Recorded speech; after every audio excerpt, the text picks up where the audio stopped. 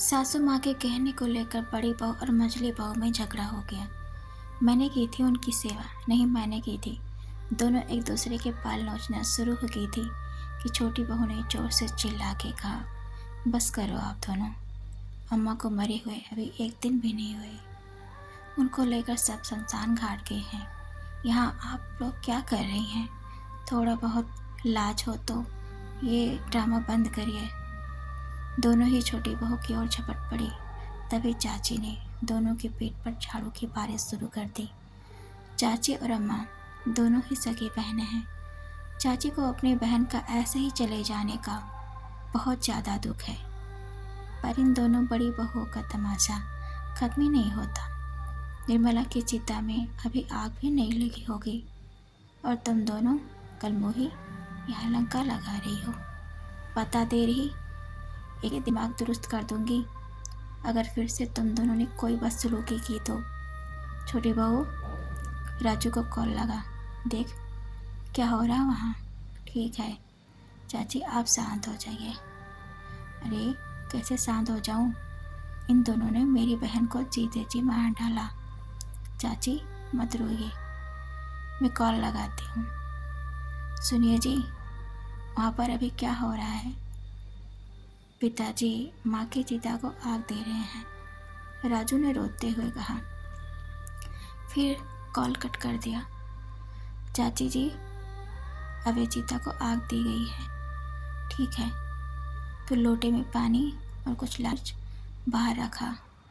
ठीक है, छोटी बहू और चाची को अच्छे से सबक सिखाऊंगी।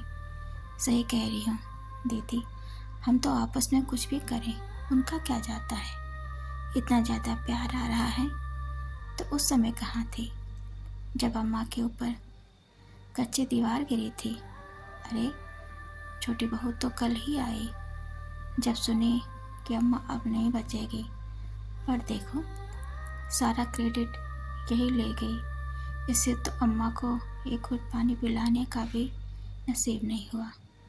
धीरे से बोल, नहीं तो चाची सुन लेंगी। कान बहुत तेज है बुढ़िया के। निर्मला अपनी छोटी बेटी की शादी एक अच्छे घर में तय करवा दी थी, इसलिए वो चाहती थी कि घर को पक्के मकान में तब्दील कर दिया जाए, पर होने को कौन टाल सकता है।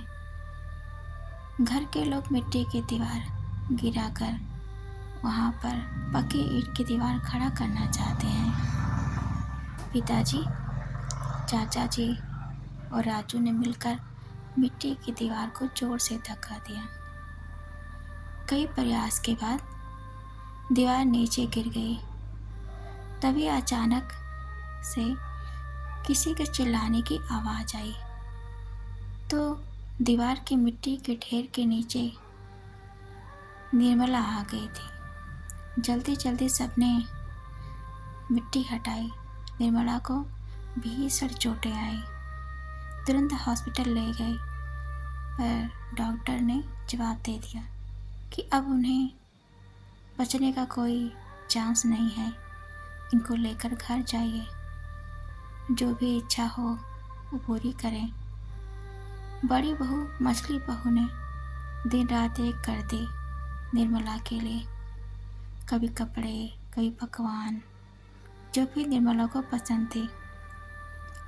दोनों ही रात रात भर बैठ के निर्मला से बात करती, उसे हंसने और बोलने की कोशिश कराने लगी।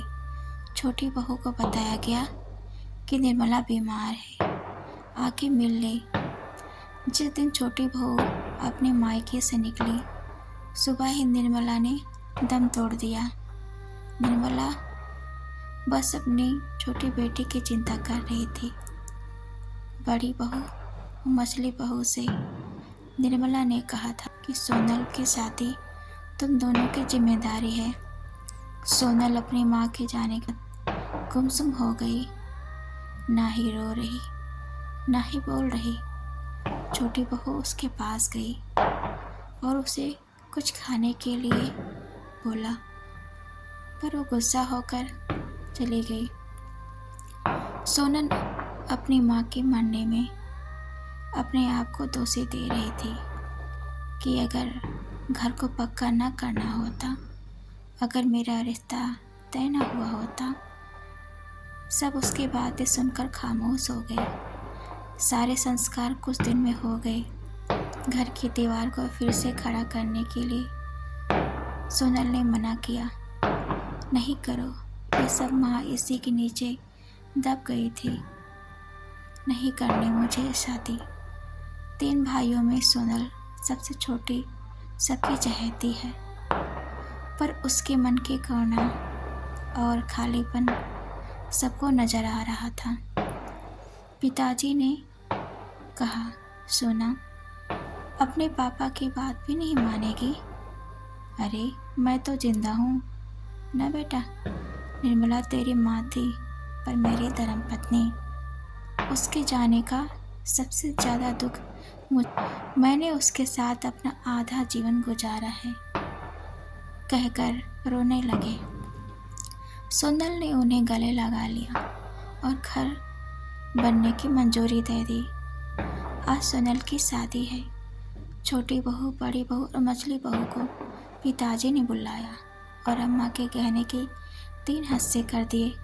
छोटी बहू ने गहने सोनल को दे दिए और कहा, पिताजी, मैं माँ की एक भी दिन सेवा नहीं कर पाई। मुझे पछतावा है, पर ये गहने मुझे नहीं चाहिए, इसलिए ये सही हकदार के पास चला गया। पिताजी ने छोटी बहू को आशीर्वाद दिया, फिर सोनल को विदा कर दिया।